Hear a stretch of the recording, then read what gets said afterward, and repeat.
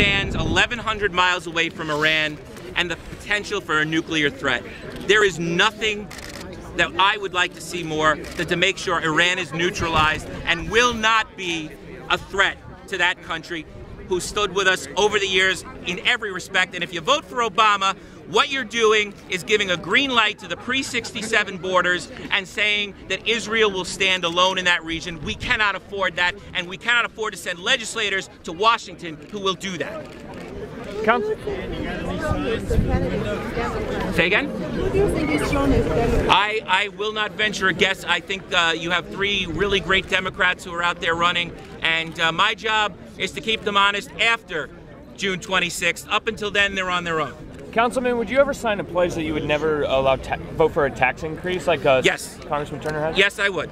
I would. In fact, I probably will be signing the pledge shortly. Our middle class has been taxed enough. There's no reason why our middle class should pay any more in taxes.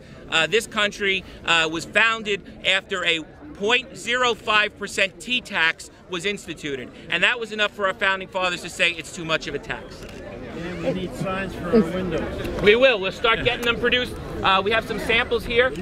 Some signs produced. We will work on them. There you go. Councilman, is there anything about the Democratic primary or the way it's shaping up that made you think that this was the time to run, that this is a seat that Republicans have a chance at despite... Look, I think that the Democrats have their field, we have ours. I'm running because the President of the United States has taken this country in the wrong direction. There needs to be a Congress that, if he is reelected, will be there to check him, that if he's not, will be there to start reversing some of the damaging economic policies he's instituted. We need this country to be back on course. When it became an open seat that Congressman Ackerman would not be seeking, and it was redrawn by a magistrate, we initially looked at it, started talking, but I was committed to being a council member. I turned down that opportunity 2 years ago, but I've been what do I want to say tactfully? I've been repeatedly asked by many different people to reconsider, and finally I did. I think I answered that as best I can, but if you'd like, I'd be happy to have a conversation with you outside of the press, and we can have a discussion about it if you'd like to. I want to take care of their questions, and then I'd be happy to have a conversation on the side with you. Okay. The mayor came out this morning, strongly in favor of gun control, as he's always been. You've sort of been opposed to that. Yep. As a congressman, what would your be? Look, I think there's got to be a balance.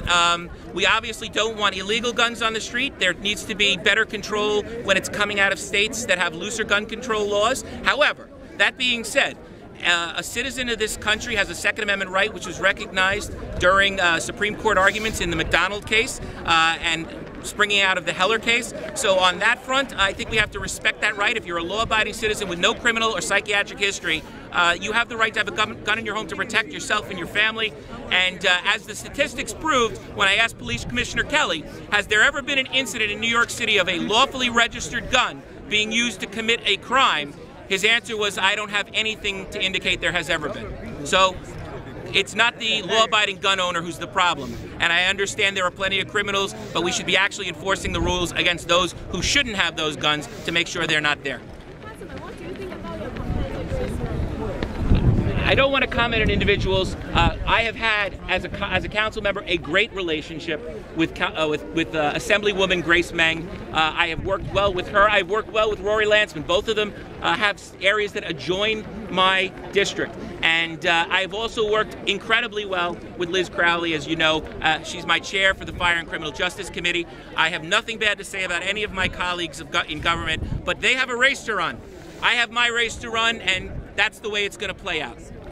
Do you see yourself as disadvantaged in any way running in a district that's almost 40% Asian, and obviously there's at least one Asian candidate running on the Democratic? Well, first of all, I'm continuously concerned that the dialogue in this country has been about ethnic and racial groups. As Teddy Roosevelt told us, there's no room to be anything but an American in America. And I think it's the high time we all started asking the question, who's going to make the best representative, not whether the representative is Jewish or Catholic or white or Asian. We need to send representatives to Albany, to City Hall, and to Washington, D.C., who are going to represent the people that sent them there the best way they know how, with advocacy, with strength. And I'll remind you that it's very likely to be a Republican majority in the House of Representatives, and therefore it would make sense to send a Republican there to get more for New York. Councilman, thank you.